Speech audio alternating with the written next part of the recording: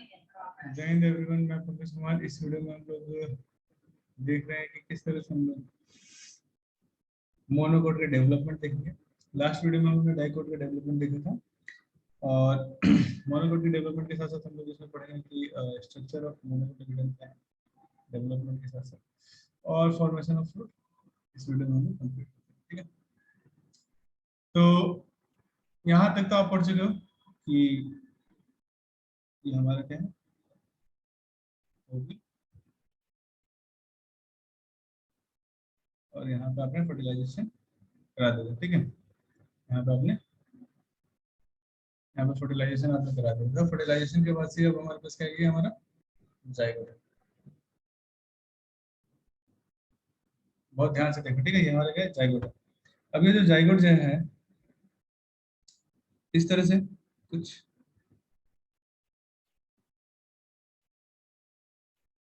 ये हमारे जाइगोट। अब जाइगोट क्या होगा, ये डिवाइड करेगा। ठीक है, डिवाइड करने के बाद से ध्यान से देखना इसकी पोजीशन, ये कौन सा पोजीशन है, ये वाला साइड कौन सा होता है, बताओ जल्दी कमेंट में। Micropyle region. ठीक है, ये वाला साइड कौन सा होता है, बेटा जी चलाजल रीजन। ठीक है, चलाजल या फिर चलाजल रीजन। ठीक, ये सब याद रहना चाहिए।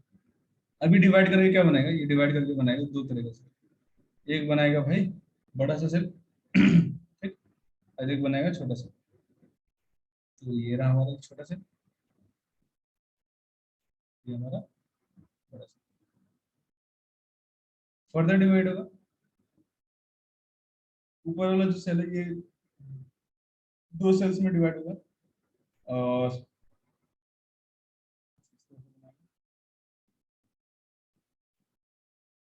नीचे वाले से थोड़ा और भी ज्यादा बड़ा हो जाएगा, डिवाइड करेगा। और ये नीचे वाला सेल को क्या कहते हैं, ये कौन सी साइड है बताओ तो, नीचे वाला साइड है और ये ऊपर वाला साइड। तो ऊपर वाला साइड को हम लोग क्या कहते हैं, ऊपर वाला साइड कौन सा, चला चल, दिस वन है ना। और नीचे वाला साइड जो है हमारा वो कौन सा है, वो हमारा है एकदम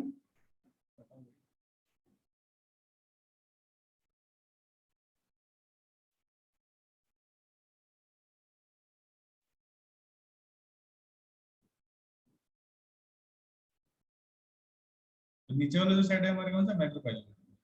ये वाले सेल का नाम है हमारा, इस सेल को हम लोग कहते हैं बेसल सेल, बेसल सेल। और ऊपर वाले सेल को हम लोग कहते हैं, ठीक है,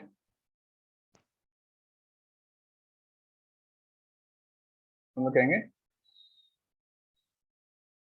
टर्मिनल सेल। ठीक, तो बेसल सेल कौन से साइड जा रहे हैं, बेसल सेल जो बना है वो माइक्रोपाइल साइड के एंड पे बना है, इस एंड पे बना है। ठीक है, माइक्रोपाइल के साइड पे। और टर्मिनल सेल कहाँ बन रहा है, टर्मिनल सेल बन रहा है चलाजल पे। ठीक है, जो टर्मिनल सेल है वो फर्दर दो सेल्स में डिवाइड हुआ बना हुआ दिख रहा है आपको। ये जो पहला सेल है बड़ा वाला ऊपर की तरफ जो है, वो हम आगे चल के डिवाइड करके क्या बनाता है, ये बनाएगा डिवाइड करके लिम्यूल एंड कोटिलिडन। ठीक है, एंड कोटिलिडन। और ये वाला जो सेल है ये वाला सेल क्या बनाएगा, ये वाला सेल आगे चल के हाइपोकोटाइल, हाइपोकोटाइल एंड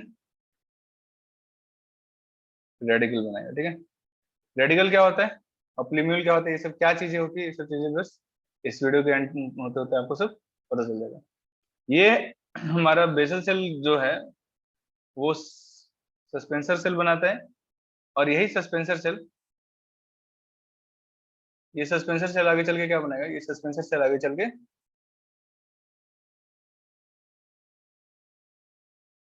ऑस्ट्रेरिया बनाएगा। ठीक है, ऑस्ट्रेरिया का तो आपको काम पता है। मैं इसलिए बोल रहा हूँ पता है क्योंकि आप पुरानी वीडियोस मेरी देख रहे होंगे, इसलिए मैंने कहा। ठीक, ऑस्ट्रेरिया का काम क्या है, ऑस्ट्रेरिया का काम होता है कि किसी भी स्ट्रक्चर के साथ उसमें जुड़ के फिर उससे फूड लेता है। ठीक है, किसी भी स्ट्रक्चर, मतलब ये क्या होगा, ओवरी के टिश्यू या ओव्यूल में जो न्यूक्लियस है, एम्ब्रियो से, ठीक है, वहां पे जुड़ के वो क्या करता है, फूड फूड लेने का काम करता है, फूड कंजम्पशन करेगा।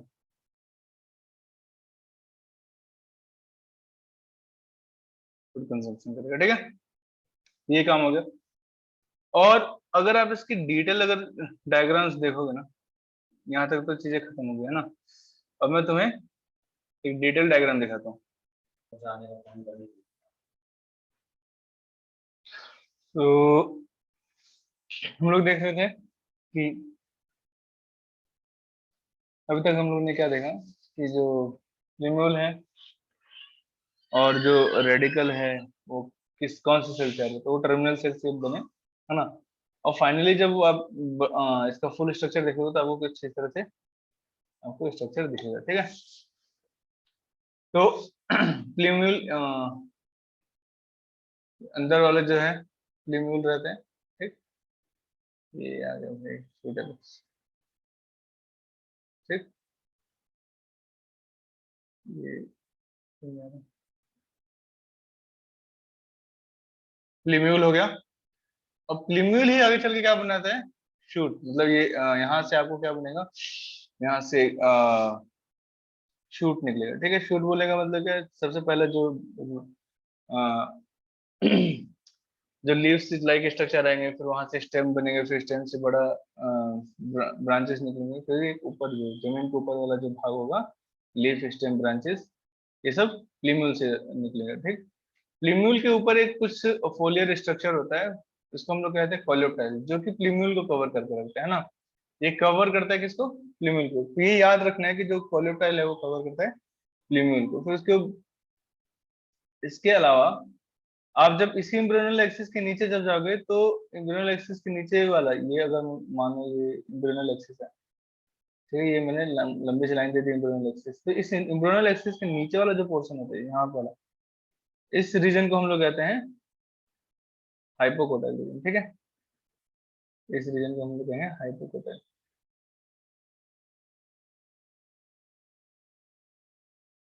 हाइपोकोटाइल, ठीक।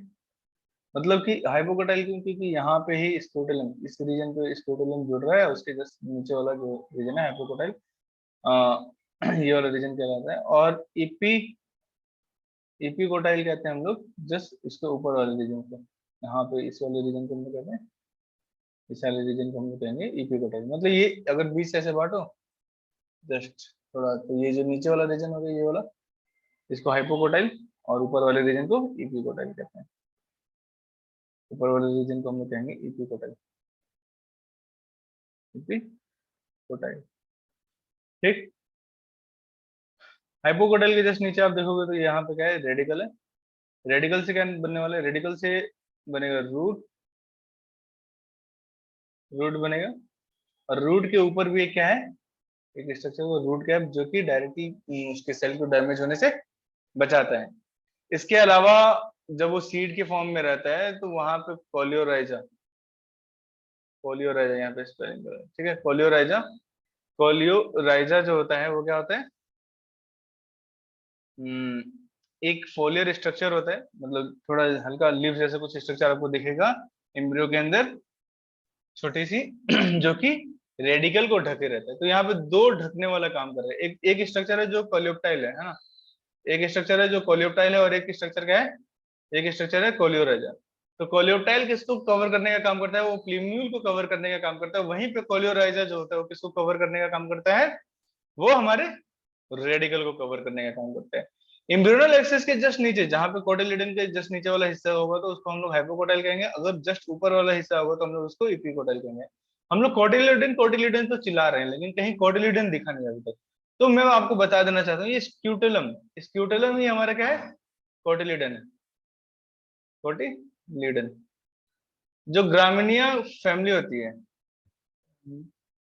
निया फैमिली, ठीक है, मतलब जो ग्रासेस की जो फैमिली है, जो ग्रासेस की फैमिली होती है उसके अंदर जो कोटिलिडन होता है, उस कोटिलिडन को हम लोग क्या कहते हैं, उस कोटिलिडन को हम लोग स्क्यूटेलम कहते हैं, ठीक है। एक कोटिलिडन होता है मोनो, इसलिए हम लोग उसको मोनोकोट कहते हैं। लेकिन यहीं पे आप अगर आप थोड़ा ध्यान से देखो तो ये जो स्ट्रक्चर आप थोड़ा सा बाहर निकला हुआ है, ये वाला स्ट्रक्चर, एक और कुछ नहीं, ये हमारा दूसरा है, डाइकोट है, ठीक है, दूसरा कोटिलिडन है। तो यहाँ पे जो डाइकोट होता है वो बहुत ही डिमिनिश हो जाता है, बहुत छोटा रह जाता है, वो ठीक से डेवलप नहीं कर पाता, तो वो किसका रूप ले लेता है, एपीब्लास्ट का रूप ले लेता है। यहाँ तक तो कोई दिक्कत नहीं होनी चाहिए।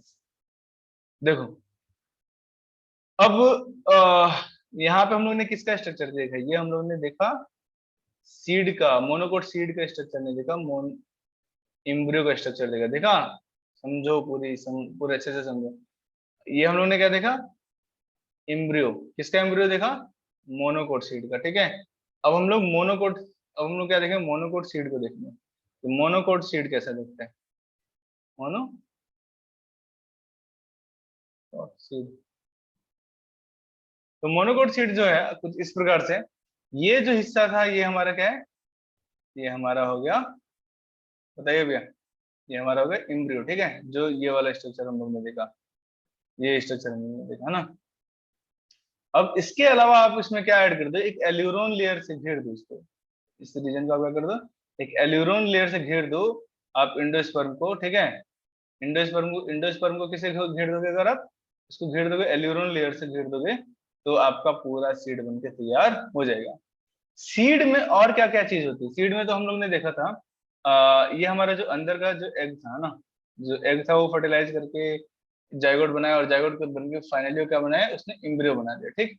लेकिन इसके अलावा भी इसके ऊपर कुछ स्ट्रक्चर थे इस तरह से, याद है आपको, ये इंटूगमेंट था ना, इंटूगमेंट था और सब था। तो ये जो इंटूगमेंट है, ये बाहर वाला इंटूगमेंट क्या बनाएगा, आउटर इंटूगमेंट, आउटर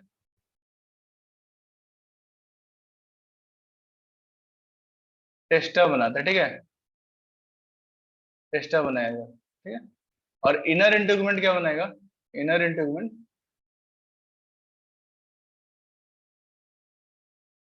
सही जवाब, ठीक है। जिसने अपना जवाब ऑनलाइन दिया तो भाई अच्छी बात है ना, सही जवाब है, ठीक है। इनर इंटूगमेंट क्या बनाता है, टेगमेंट। तो सीड के जो दो लेयर होंगे, एक एक आपने टेस्टा देखा है ना, और एक आपने कौन सा देखा, टेगमेंट देखा। टेगमेंट इनर इंटूगमेंट से बनेगा और टेस्टा आउटर इंटूगमेंट से बनेगा। अब सीड में एंडोस्पर्म है या नहीं है, इस बेसिस पर हम लोग कितने सीड कितने टाइप का देखते हैं। उम्मीद करता हूँ कि सारे बच्चों को पता होगा ये, क्योंकि हम लोग पुराने वीडियोस में पढ़ चुके हैं। सीड में एंडोस्पर्म है या नहीं है, इस बेसिस पे वो कितने प्रकार का होगा, देखो हमको पता होना चाहिए, पढ़ाया हुआ है। जो बच्चे रिप्लाई कर रहे हैं उसके लिए बहुत थैंक्स, और जो नहीं कर रहे यार, वीडियोस देखो पुराना, ठीक है। अब देखो सीड में क्या है, एंडोस्पर्म के बेसिस पे ना, अगर एंडोस्पर्म क्या है, प्रेजेंट है, अगर ये क्या है, प्रेजेंट है, तो हम लोग इसे कहेंगे एल्ब्यूमिनस, एल्ब्यूमिनस, है ना। और इसमें एब्सेंट है ना, नेगेटिव मतलब एब्सेंट है, लिख देता हूँ भैया एब्सेंट, एब्सेंट नहीं तो तुम लोग एकदम कमी निकालने लगेगा। एब्सेंट होगा तो फिर क्या कहेंगे, एक्स एल्ब्यूमिनस, है ना, एक्स एल्ब्यूमिनस। अरे कौन कौन से सीड है जिसमें कि एल्ब्यूमिन मतलब एंडोस्पर्म होता है, एग्जाम्पल पे लिखना है, वीट, कोकोनट, कास्टर, ठीक है, वीट कोकोनट कास्टर, ये सब में आपको क्या मिलेगा, एल्ब्यूमिनस सीड मतलब एंडोस्पर्म मिलेगा। लेकिन अगर आप बात करोगे वैसे सीड जिसमें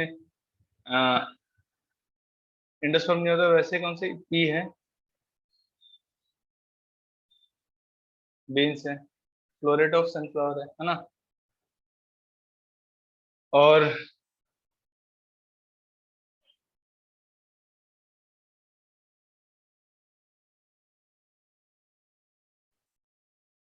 पी, बीन्स, और पी बीन्स और ग्राउंडनट, ये सब क्या होंगे, ये एक्स एल्बुमिनस सीड होंगे। अब सीड किससे बना था? सीड बना है हमारा ओवरी से कि ओव्यूल से भैया? अभी भी अगर किसी बच्चे ने ओवरी जवाब दिया ना तो तो क्या कहूँ, जाके देखो इसको, ठीक है? अब इसके ओव्यूल स्पेलिंग OVUL, ठीक है, ये स्पेलिंग।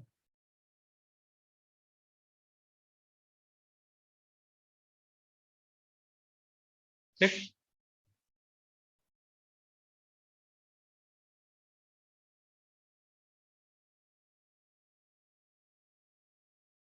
तो ओव्यूल से, ओव्यूल से बना सीड, लेकिन क्या आपको याद है कि ओवरी से क्या बनता है? ओवरी से बनता है फ्रूट। तो इस आधार पर अब हम लोग देखेंगे कि जो फ्रूट है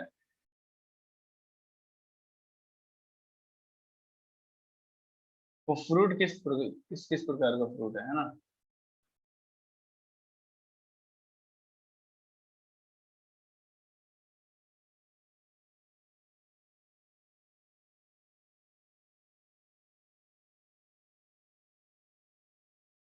दो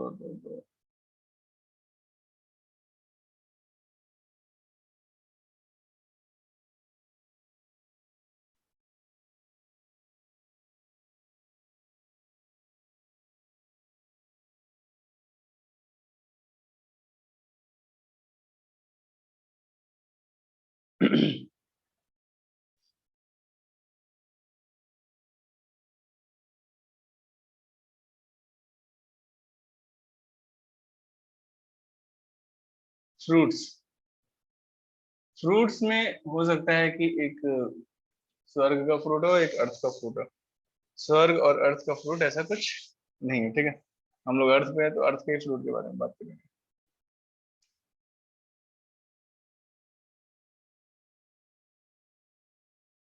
तो फ्रूट्स कितने प्रकार के हैं? फ्रूट्स हमारे पास दो प्रकार के हैं, एक मीठे और तीखे, ठीक है? नहीं, देखो, अगर आप जानते हो कि एक्सेसरी हॉर्स होते हैं और रिप्रोडक्टिव हॉर्स होते हैं, तो अगर कोई फ्रूट सिर्फ और सिर्फ हमारे ओवरी से आ रहा है ना, जो प्लांट में मौजूद ओवरी से बन रहा है, तो उसको हम लोग कहते हैं ट्रू फ्रूट, ठीक है? लेकिन अगर अगर ट्रू फ्रूट, अगर कोई ओवरी के साथ साथ, ओवरी के साथ साथ कोई एसेसरी एसेसरी पार्ट भी आ रहा है ना, एसेसरी पार्ट बोलने का मतलब क्या है? जैसे कि थैलमस हो गया, थैलमस हो गया, है ना? है ना? या सेपल्स आ गए, ये इस तरह से कुछ आ रहा है, कुछ भी आ रहा है, तो हम लोग उसे कहते हैं, तब हम लोग कहेंगे उसे फॉल्स फ्रूट। ट्रू फ्रूट में क्या है? सिर्फ और सिर्फ ओवरी से आएगा। तो ओवरी से आने वाले बनने वाले जो फ्रूट्स होते हैं वो जैसे कि मैंगो हो गया, है ना? मैंगो हो गया, और गुआवा हो गया, गुआवा हो गया, है ना? और कोकोनट, ये सब फॉल्स फ्रूट जो बनने वाले वो कौन कौन से फॉल्स फ्रूट्स? फॉल्स फ्रूट है हमारे पास एप्पल, है ना? एप्पल है, स्ट्रॉबेरी है, स्ट्रॉबेरी, कैश्यू, है ना? ये सब क्या है हमारे फॉल्स फ्रूट है। मतलब कि इनमें थैलमस भी इन्वॉल्व होगा, इसमें क्या होगा? थैलमस भी इन्वॉल्व होता है फ्रूट बनाने के लिए। तो एक फ्रूट का जेन्युइन जो स्ट्रक्चर होता है उसमें आप पाओगे कि हम्म,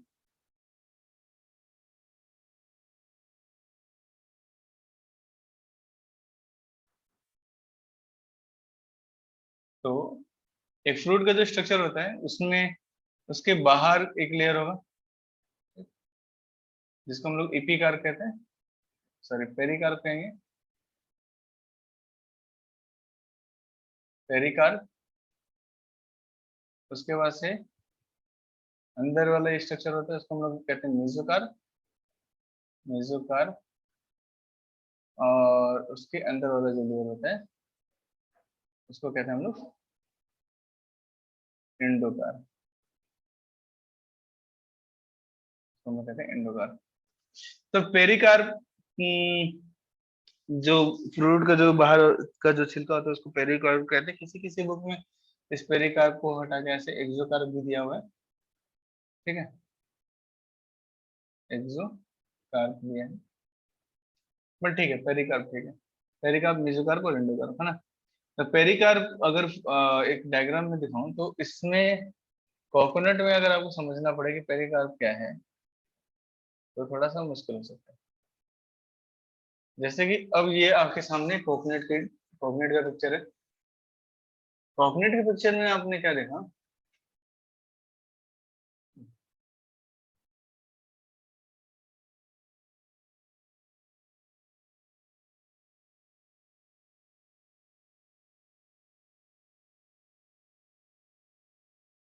तो कोकोनट के पिक्चर में आप क्या देख रहे हो कि यहाँ पे जो ये बाहर वाला जो लेयर दिखा रहे हो क्या है? एक्सोकार्प, ठीक है। एक्सोकार्प को हम लोग क्या करें? पेरिकार्प, है ना। उसके बाद से ये जो फाइब्रस जो पार्ट है, फाइब्रस पार्ट क्या है? मेसोकार्प। ये आपसे एग्जाम में पूछा जाएगा इसलिए मैं ये दिखा रहा हूँ। फाइब्रस पार्ट क्या है? मेसोकार्प। इंडोकार्प क्या है? जो आप नारियल जब आप फाइनली फोड़ते हो ना किसी पूजा में, तो उसका जो हार्ड कवर होता है वो होता है हमारे इंडोकार्प। जो आप छिलका हटाते हो वो क्या होता है? फाइब्रस जो स्ट्रक्चर होता है उसको मेसोकार्प कहते हैं। और जो सबसे बाहर वाला है वो क्या है?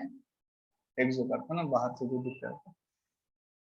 यहाँ पे ये जो ओपनिंग होगी ये क्या होगी? माइक्रोपाइल ओपनिंग रीजन ही होता है। और ये माइक्रोपाइल ओपनिंग सीड बनने के बावजूद भी खत्म नहीं होता, क्योंकि जब उसको ऑक्सीजन या वाटर चाहिए होगा जर्मिनेशन के टाइम में, तो ये माइक्रोपाइल से ही वाटर या ऑक्सीजन आएगा, ठीक है। साथ साथ देखना कि जब कभी भी मतलब अनफेवरेबल कंडीशन होगा,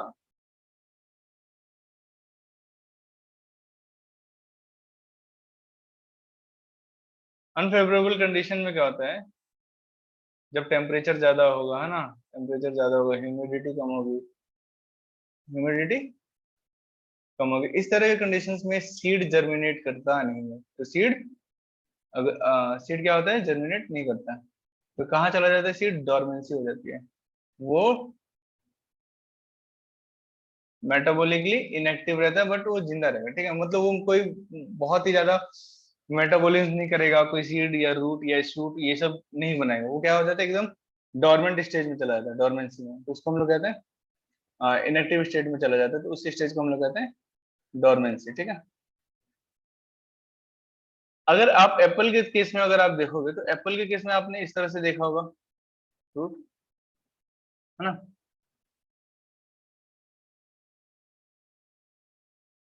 तो जब आप इसमें देखते हो तो कुछ इस तरह से आपको एक डॉट डॉट लाइक स्ट्रक्चर दिखेगा, है ना।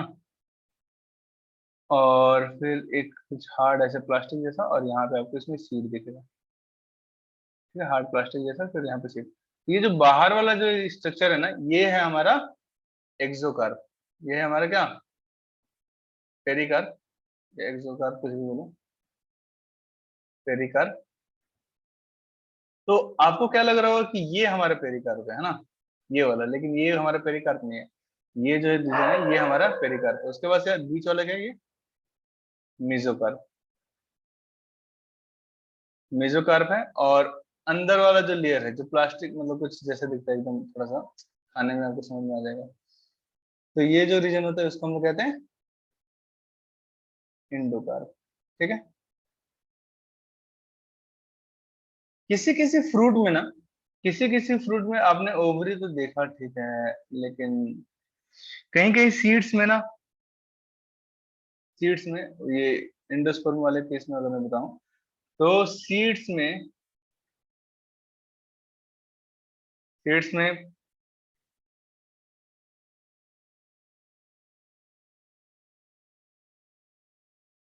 न्यूक्लियस परसिस्टेंट रह जाता है, न्यूक्लियस रह जाता है, ठीक है।